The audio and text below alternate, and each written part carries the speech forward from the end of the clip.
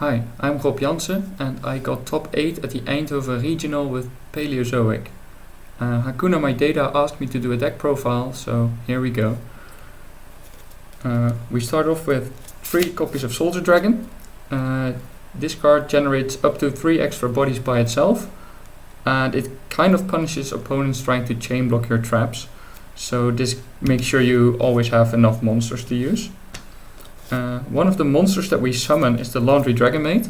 On summon, this can mill 3 cards to the graveyard to set it up. The other target is Fulmina Statue of the Sacred Dragon. If an opponent monster attacks, well, this is a monster card. You can bounce the opponent's monster to the hand and place the Fulmina into the scale.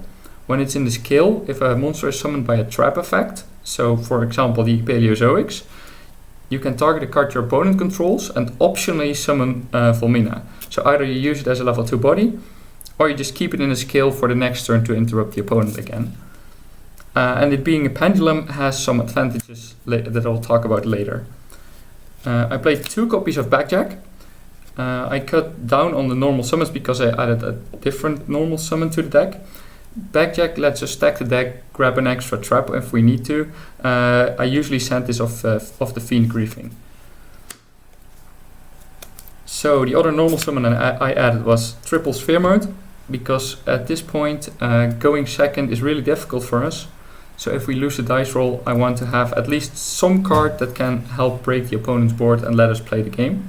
And Sphere Mode is just the most effective one at that. If it comes back to us at the end of the opponent's turn, we can use Rise on it. It has an effect that it cannot be attacked, so the opponent cannot attack at all. The other card that I put into the deck to make sure the opponent, that we get to play the game if we have to go second, game 1 is Super Poly. It helps to break a board, it gives us an additional body, and the opponent cannot respond to it. So hopefully this is enough to at least set some cards and start playing. Then I played 3 copies of Pot of Desires. This card goes +1, you always want extra traps, and your banishes don't really matter. If you can grab a Liancoilia, you can even put the card back, so that's an extra advantage of the banish. If you banish a rollback, you can just put it into your grave and you just set it up. So then the Paleozoics. We have Triple Morella. This sends any trap from the deck to the graveyard. Usually it will be rollback or rise to full height. Sometimes you have to send an extra Paleo if you don't have enough. Then there's Liancoilia. It puts a banished card back into the graveyard to recycle usually your rollback, but it can also recycle Rise to Full Height or Backjack. Then we play 3 Dynamiscus, 3 Canadia, and 3 Olonoids. These are just the best names. They interrupt your opponent and their Paleo names to summon from the graveyard. 3 Transaction Rollback. You just want as many of this card as you can have, because you can send it from the deck to the graveyard. If you open it, it's usually not live, but if you can get to a Cambro Raster, you can send it from your own field to the graveyard to set up your plays. Once you have it in the graveyard, it's fantastic. It copies any of your traps, even skipping the cost of them.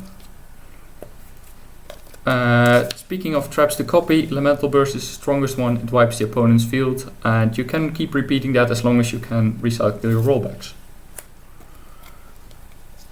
To start setting that up, we have Triple Needlebug Nest. It just mills 5 cards, put more cards in the graveyard, and it's a trap to chain Paleos too. Then there's Fiend Griefing. This is a bit of an interruption and consistency card in one. It shuffles back an opponent's monster from the graveyard into their deck, and then it can send a Backjack to the graveyard to trigger that, set up another trap. So in a sense, it can be used to get 2 Paleo summons. Then we have Rise to Full Height and Wabaku to protect our Paleos from being destroyed by battle. Since they are unaffected by monster effects, protecting them from battle is the best way to make sure they stick around on the board. Opponents usually don't have many spell trap ways to remove at least multiple of those. Then we played Triple Daruma Cannon. This can also protect us from battle by just flipping your opponent's board face down, but it is also very good at just interrupting an opponent plays, make sure they cannot link off the monsters that they have on the field, synchro summon with them, XD summon with them. The only thing they can do is tribute them for a tribute summon or fusion summon. If you use this and you have a rollback in the grave, your opponent knows you can just do it again if necessary, so it's a good position to be in. Then we have Triple Trap Trick. This is my favorite card in the deck because it's by itself it means it's 2 trap activations, which means we can trigger a Paleo twice. It's the best target for rollback because it also generates a trap on the field without getting the restriction of only being able to use 1 more trap. So essentially having Trap Trick and rollback in the graveyard means we can access any trap that we still have 2 copies of in the deck. Then for drawing cards, I play 2 Hope for Escape and 2 Balance of Judgment. Hope for Escape gets better once we've paid life points, which we always try to do with transaction rollback. Balance of Judgment gets very strong if we're behind in card advantage, and it potentially could draw like 5 or 6 cards to get us back into the game. In the actual tournament, neither of these were great. I would have rather had life trap cards in their place to interrupt the opponent because I could draw a few cards, but it usually wasn't enough to get back into the game after that. Last, I play 3 copies of Soul of the Supreme King. The field effect of this lets me pay half my life points to summon Supreme King Zark from my extra deck, but its effect's negated and it has to return in my next end phase to the extra deck. Then if the opponent activates a spell, card or effect while I control Zark, I can banish the Soul and the Zark to summon one of up to one of each Xyz Dragon, Synchro Dragon, Fusion Dragon or Pendulum Dragon from my deck, graveyard or extra deck. The reason I played this is that we will get to the dragons in the extra deck soon.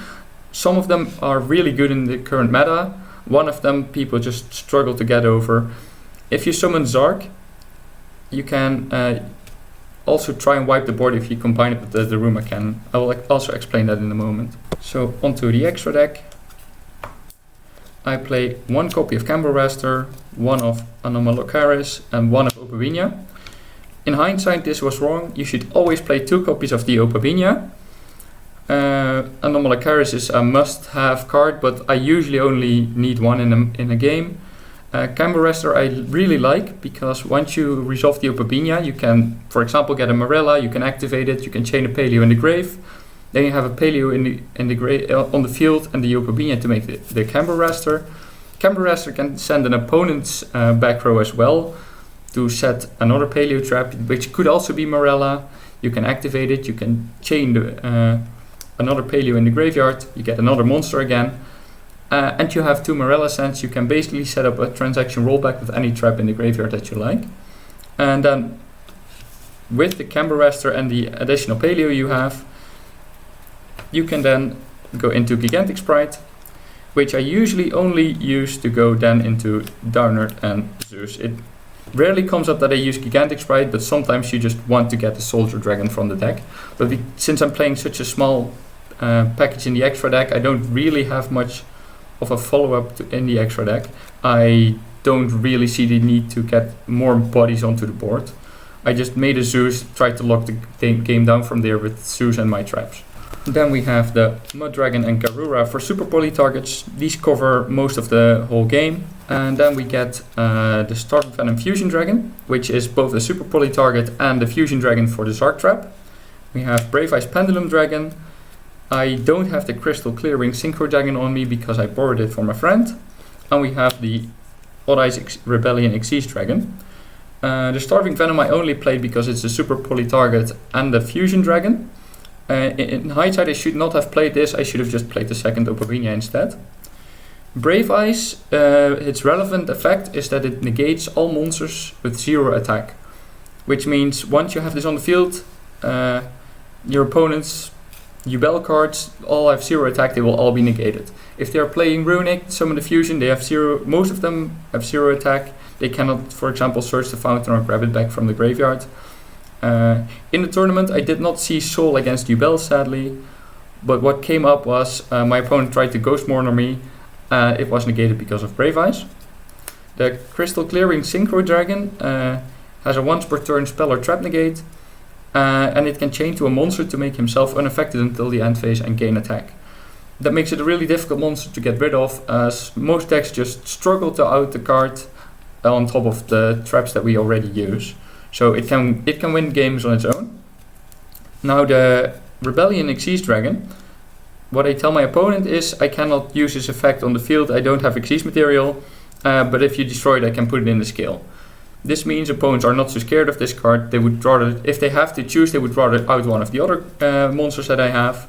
And then in my turn, I put the Odd Eyes Rebellion Dragon Overlord on top of it. And this monster can attack 3 times, which is oftentimes enough to just swing for game, which is a problem the deck has. This fixes the problem that games take too long. You can just go into this. This by itself is 9,000 damage. Then we have the Zark himself. If he's summoned, he has a mandatory effect to destroy all cards your opponent controls. The soul summons him negated, but if you chain, for example, the Ruma Cannon, you put him face down, then the negation will be gone and it can actually resolve. The Zark wipe is how I won one of my Centurion matches. And then we have the Archray Dragon. This one can be summoned by using Supreme King Zark as a tribute. He's always considered as Supreme King Zark, so even if you do that, the soul in the graveyard will remain live. But the nice part is, on summon, Archray can place a pendulum monster from the deck into the pendulum scale. So then we can place the Volmina in the pendulum scale, and we have it live to be used with your next trap. This card is a really good control card if you're like in the grind game. So placing it from the deck is actually fantastic for the deck. So then we go to the side deck. Because this deck goes into time, like every round we play triple Dogwood. This wins the game in time. Going second is difficult and we go into time a lot, so Lava Golem is also a fantastic card to use. When we go into time, we have to side out all the life points paying cards, so that's the Scatter Shot, the Hope for Escape, the Transaction Rollback, the Hope for Escape, the Elemental Burst cannot be used anymore. So instead with Morelli we sent the Blaze Accelerator Reload for the board wipe of Scattershot. This also won me several games. In fact, all my wins I won in game 3 on time, so these cards were really necessary to win those rounds. Outside of that, I played Triple Dimension Barrier. This card is fantastic against most of the decks, and you can just keep looping it every turn once you get it set up and the opponent just cannot play the game. And I tried to do the same with Different Dimension Ground, which covers some matchups that Dimensional Barrier doesn't. I think this is the least important. This card came up the least in my side deck, at least. I would maybe consider cutting this for something else. So what I did not play in my extra deck was Almirage to link off a backcheck if I draw it. This did not really come up because every time I had a backcheck I had a way to discard it. But moving forward, you would either have to cut some of the Zark targets or the Super Poly targets in order to play. I would probably play Almirage and Totally Awesome again, on top of the second Opabinia that I would put in first. I also considered playing Typhon, but I think Typhon in the current meta does not do enough to break a board that I can just put it into my extra deck and expect to have a chance going second. So I decided to just not play it because in testing it did not come up enough. So a few shoutouts. A shout out to Tim for letting me borrow the Crystal Clearing Synchro Dragon. Shout out to Ruben for telling me to play 3 sphere modes in my main deck instead of 2. Those sphere modes definitely came up in those game ones. Shout out to Yuri for being my paleo brother. And of course my friends who made the day a lot of fun. If you have any questions, just leave a comment, let me know. I'll try to answer as many as I can.